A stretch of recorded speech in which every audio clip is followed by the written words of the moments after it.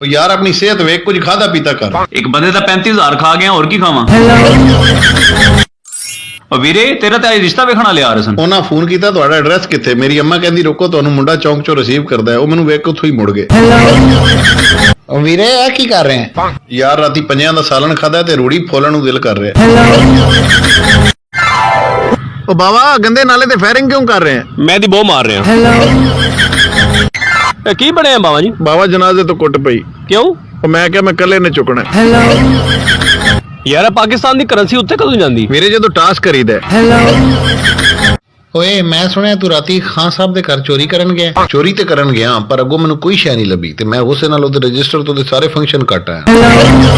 ਮੈਂ ਤੈਨੂੰ ਨੌਕਰੀ ਤੇ ਰੱਖ ਰਿਹਾ, ਪਹਿਲੀ ਤਨਖਾਹ 20,000 ਰੁਪਇਆ ਤੇ 2 ਮਹੀਨੇ ਬਾਅਦ 50,000 ਰੁਪਇਆ। ਠੀਕ ਹੈ ਫਿਰ ਮੈਂ 2 ਮਹੀਨੇ ਬਾਅਦ ਹੀ ਆਵਾਂਗਾ। ਯਾਰ ਉਹ ਤੇਰਾ ਕਜ਼ਨ ਨਹੀਂ ਸੀ ਪਾਇਲਟ ਜਿਹਨੂੰ ਬੜੀ ਭੁੱਖ ਲੱਗਦੀ ਸੀ, ਕਿੱਥੇ ਗਿਆ? ਫੌਤ ਹੋ ਗਿਆ। ਕਿੱਦਾਂ? ਉਹ ਇੱਕ ਦਿਨ ਜਹਾਜ਼ ਉਡਾ ਰਿਹਾ ਤੇ ਥੱਲੇ ਇੱਕ ਬੰਦਾ ਰੋਟੀ ਖਾ ਰਿਹਾ ਸੀ, ਉਹਨੇ ਛਾਲ ਕੱਢ ਮਾਰੀ। ਇਹਨੂੰ ਕਿਰਾਏ ਤੇ ਮਕਾਨ ਨਹੀਂ ਸੀ ਲੱਭਦਾ ਪਿਆ। ਇਹਨੇ ਇੱਕ ਦਰਵਾਜ਼ਾ ਖੜਕਾਇਆ, ਅੰਦਰੋਂ ਇੱਕ ਅੰਨਾ ਭਾਈ ਬਾਹਰ ਨਿਕਲਿਆ। ਉਹਨੂੰ ਕਹਿੰਦਾ ਭਾਈ ਤੁਹਾਡੀ ਨਜ਼ਰ 'ਚ ਕੋਈ ਮਕਾਨ ਹੈਗਾ ਤੇ ਦੱਸਣਾ। ਇਹ ਕਿਸੇ ਵੀ ਮੈਡੀਕਲ ਸਟੋਰ ਸੇ ਲੈ ਲੈਣਾ। ਡਾਕਟਰ ਸਾਹਿਬ ਮੈਨੂੰ ਪਤਾ ਲੱਗ ਗਿਆ ਤੁਸੀਂ ਜੇਲੀ ਡਾਕਟਰ ਹੋ। ਉਹ ਕਿਵੇਂ? ਤੁਹਾਡੀ ਲਿਖਾਈ ਬੜੀ ਪਿਆਰੀ। ਡਾਕਟਰ ਸਾਹਿਬ ਮੇਰੇ ਭਰਾ ਨੂੰ ਕਰੰਟ ਲੱਗ ਗਿਆ, ਮੈਂ ਕੀ ਕਰਾਂ? ਬੇਟੇ ਤੂੰ ਅੱਲਾ ਦਾ ਸ਼ੁਕਰ ਅਦਾ ਕਰ, ਤੁਹਾਡੇ ਘਰ ਲਾਈਟ ਆ ਰਹੀ।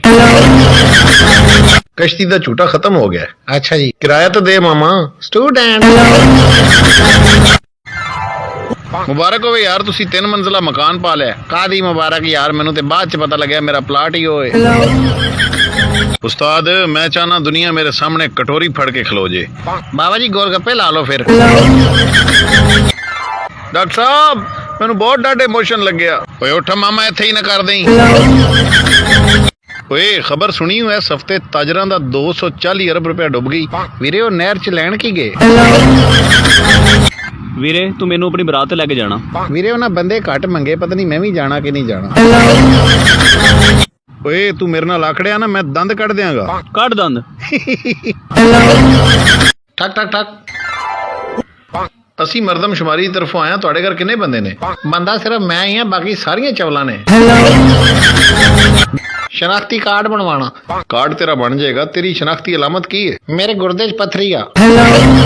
ਵੀਰੇ ਤੂੰ ਤੇ ਸੁਨਹਿਰੀ ਦੁਕਾਨ ਤੇ ਸਿਕਿਉਰਿਟੀ ਗਾਰਡ ਸੇ। ਉਹਨਾਂ ਮੈਨੂੰ ਕੱਢਤਾ। ਕਿਉਂ? ਉਹ ਮੈਨੂੰ ਕਹਿੰਦੇ ਤੈਨੂੰ ਇੰਗਲਿਸ਼ ਆਂਦੀ। ਮੈਂ ਕਿਹਾ ਤੁਹਾਡੇ ਚੋਰ ਇੰਗਲੈਂਡ ਤੋਂ ਆਣੇ। ਇनको भी झाड़ देना। ਵੀਰੇ ਤੁਹਾਡੇ ਕੋਲ ਹਰ ਕਿਸਮ ਦਾ ਕਪੜਾ? जी जनाब। ਇਹ ਜੁੱਤੀ ਤੇ ਮਾਰਨ ਵਾਲਾ ਦੇਣਾ। आईडी कार्ड की लिस्ट भेजो जरा। ਸ਼ਨਾਖਤੀ ਕਾਰਡ ਬਣਵਾਣਾ। कार्ड तेरा बन जाएगा। एड्रेस की है? किथे रहना है? ਵੱਡੀ ਫੁੱਫੋ ਆ। ਵੀਰੇ ਫੌਜੀ ਕਟਿੰਗ ਕਰੀ। ਵੀਰੇ ਮੂੰਹ ਤੇਰਾ ਚੋਰਾਂ ਵਾਲਾ ਵਾ।